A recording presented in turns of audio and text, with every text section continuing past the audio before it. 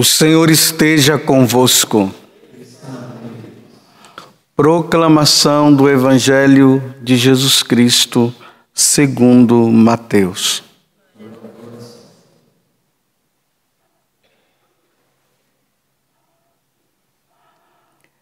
Enquanto Jesus estava falando, um chefe aproximou-se, inclinou-se profundamente diante dele e disse: "Minha filha acaba de morrer, mas vem, impõe tua mão sobre ela e ela viverá." Jesus levantou-se e o seguiu, junto com os seus discípulos. Nisto, uma mulher que sofria de hemorragia há 12 anos, veio por trás dele e tocou a barra do seu manto. Ela pensava consigo: se eu conseguir ao menos tocar no manto dele, ficarei curada. Jesus voltou-se e, ao vê-la, disse: "Coragem, filha, a tua fé te salvou." E a mulher ficou curada a partir daquele instante. Chegando em casa, à casa do chefe, Jesus viu os tocadores de flauta e a multidão alvoroçada e disse: "Retirai-vos, porque a menina não morreu, mas está dormindo." E começaram a caçoar dele. Quando a multidão foi afastada, Jesus entrou, tomou a menina pela mão e ela se levantou. Esta notícia espalhou-se por toda aquela região. Palavra da salvação.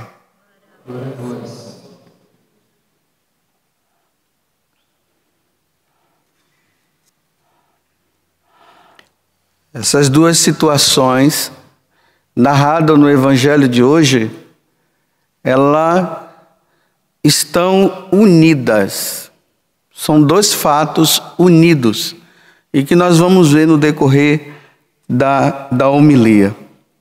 E que traz um ensinamento profundo para nós que já temos uma caminhada na igreja e também para aqueles que ainda não caminham e que precisam se voltar para Jesus.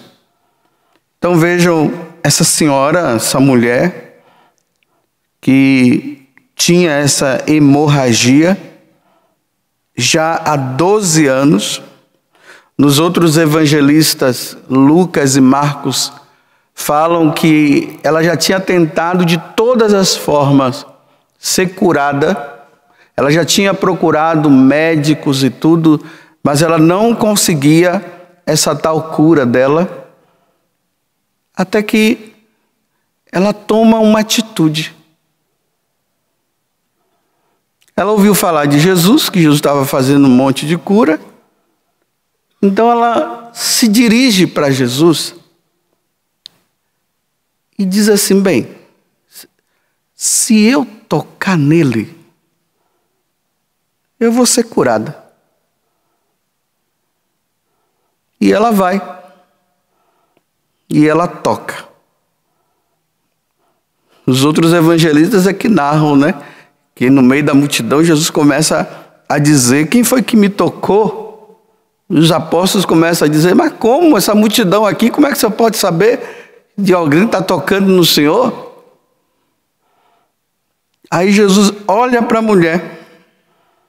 Vejam o que é que ele diz.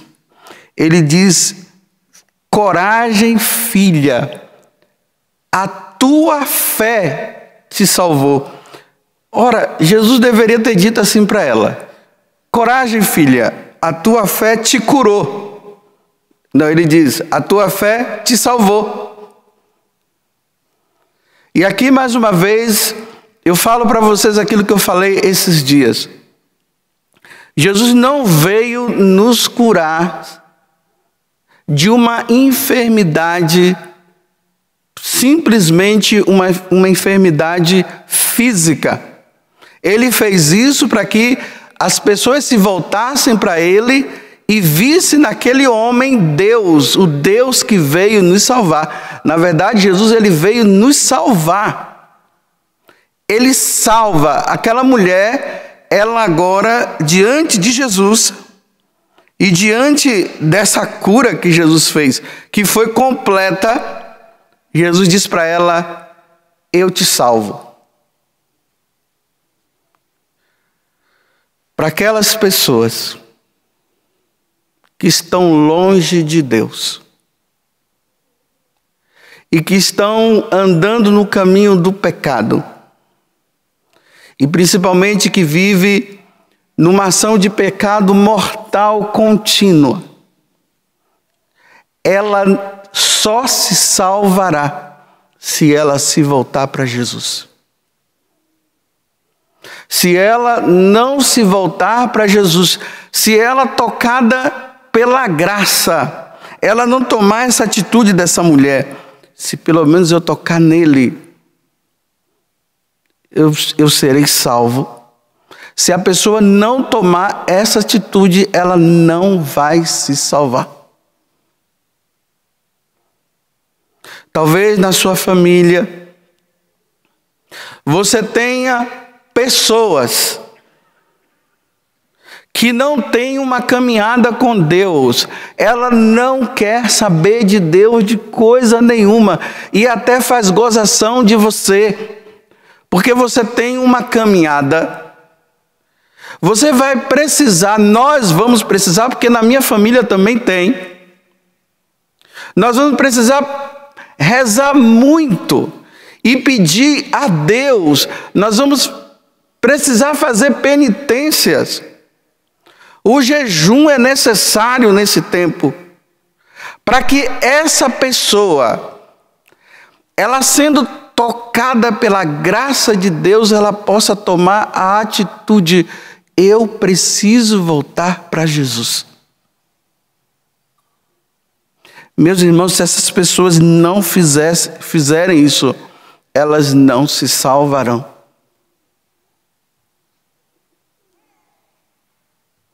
Essa mulher já estava há 12 anos. Eu não sei quantos anos faz que essa pessoa da sua casa, ela não se volta para Deus. E está levando uma caminhada aonde ela poderá se desmoronar num grande precipício. E todos os dias Jesus está dando essa chance. Todos os dias Jesus está usando de algum meio para que essa pessoa ela possa se voltar para Ele e dizer: eu preciso, me salva. Se eu tocar nele, eu me salvarei, eu sairei desta situação. Vocês veem que aqui existe um ensinamento espiritual que nós precisamos entender. Ela disse: se eu tocar em Jesus. Jesus ele continua presente na nossa vida, principalmente através dos sacramentos. Os sacramentos são os sinais visíveis da presença de Jesus. Por exemplo, quando você vai para o confessionário e você se depara com aquele homem que está ali, aquele homem é Jesus Cristo que está te esperando para te dar o perdão. É o sinal visível da presença de Jesus. Quando você vem à missa e está lá o sacerdote celebrando o sacrifício de Jesus na cruz, é Jesus que está ali. Por exemplo, agora é Jesus que está aqui. É Jesus que está te falando. É Ele que está te ensinando agora. Não é a pessoa do Padre José Augusto. Jesus está se utilizando da pessoa do Padre José Augusto para te falar. Daqui a pouco, Jesus vai para o altar. Ali no altar, ele se torna o sacerdote que oferece ele mesmo, na espécie daquele pão e daquele vinho, ele oferece ao Pai, ele mesmo, para que através da sua morte o homem se salve. É através desses dois sacramentos, todos os sacramentos, mas principalmente, enquanto o pecador não tomar a atitude de ir ao confessionário para pedir perdão dos seus pecados e depois vir na Santa Missa para receber Deus, que vai dar força para que ele não venha a pecar, enquanto o homem não tomar essa atitude, dificilmente ele se salvará. Sem a missa e sem a confissão, dificilmente o homem se salva. Porque a nossa natureza está tão enfraquecida que por nós mesmos nós não nos salvamos. Tem gente por aí achando que vai se salvar porque faz obra de caridade aqui, porque faz isso, faz aquilo. Não. O homem só se salva pela graça de Deus, pela salvação que vem por meio de Jesus Cristo. E enquanto o homem não ir, repito, atrás de Jesus para pedir o seu perdão e andar com Jesus dentro dele, através do sacrifício que nos salva e se alimenta com o próprio Cristo, o homem dificilmente conseguirá sair do pecado. Por isso, meus irmãos, no dia de hoje, vamos pedir por aqueles nossos parentes. Eu costumo falar os parentes, porque se eu falar lá o vizinho, talvez aquela outra pessoa lá, você não vai nem ligar. Mas cada um cuida dos seus, né? Então eu estou pedindo hoje que nós rezemos por aqueles irmãos nossos, pelos nossos primos, talvez o seu pai, tua mãe, que há muitos anos não vai na missa, há muitos anos não se confessa, e está caminhando nessa vida, ó. Como diz lá na Bahia, a Deus dará, entregue.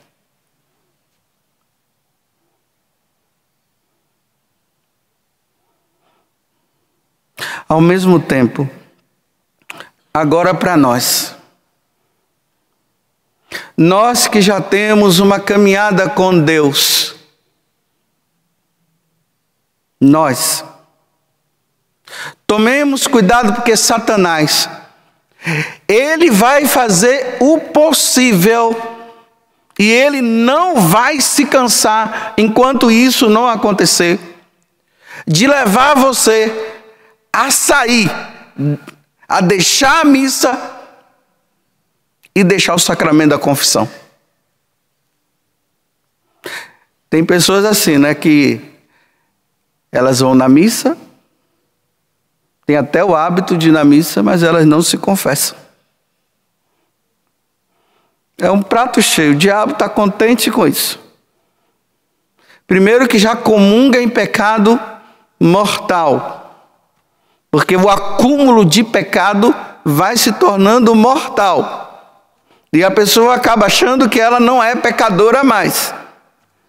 E aquele que não tem pecado, diz São João, não, Jesus que falou para os fariseus, né? Aquele que não tiver pecado, atira a primeira pedra. E na primeira carta de São João diz, aquele que diz não ter pecado, faz de Deus um mentiroso. Porque só quem não teve pecado, Jesus na sua natureza humana, porque ele foi homem, perfeito homem, ele não pecou, e Nossa Senhora, que foi preservada do pecado. O resto somos todos nós. Não se iludam de achar que você está fazendo uma caminhada com Deus. Ah, mas porque eu não matei. Ah, porque eu não fiz isso. E você está achando que você está crente abafando numa caminhada? Cuidado. Porque o homem que não se reconhece pecador e não tem o hábito da confissão e, em consequência disso, da comunhão, vai se perder.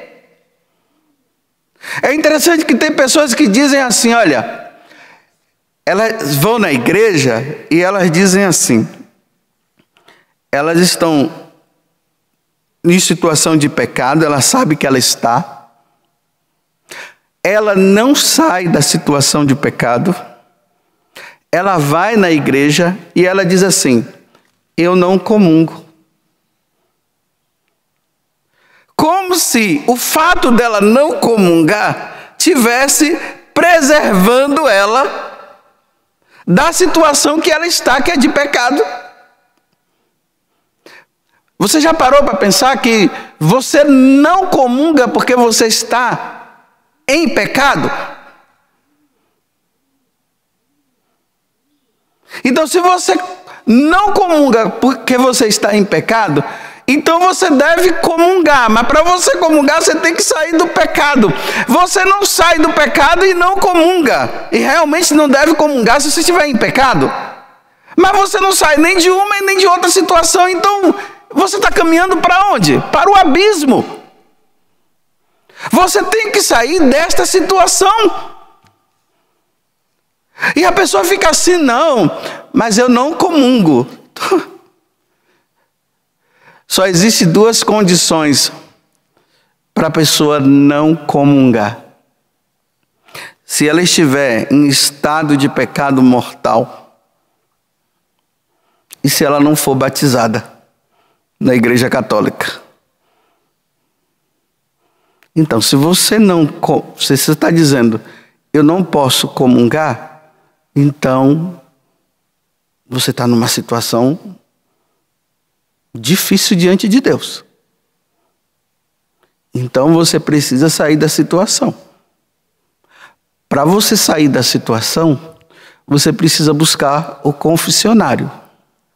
Você não busca o confessionário, então você vai continuar nessa situação difícil até quando? Você não vai resolver sua vida, não? Você sabia que cada dia que se passa, você está se aproximando da sua morte? E você está disposto a morrer nessa condição? Pense nisso. E aí a confissão e a Santa Missa, que é a Eucaristia, ela vai nos livrar do sono da morte, que foi o que aconteceu com a filha de Jairo. Embora o evangelho aqui não fala que é Jairo, né, mas nos outros falam. O mestre da sinagoga lá. A Eucaristia, a confissão e a Eucaristia é a única solução para nos tirar do sono da morte. Então Jesus chega lá, manda a menina levantar e a menina sai do sono da morte. Em outras palavras, no dia que nós passarmos por essa vida, vivendo santamente, quando nós fecharmos os olhos para esse mundo, Jesus vai nos levantar para nós vivermos eternamente no céu. Que Deus nos dê a graça da nossa fidelidade. Resolva a tua vida, porque eu preciso resolver a minha também. Tudo da Canção Nova em um só lugar. Canção Nova Play.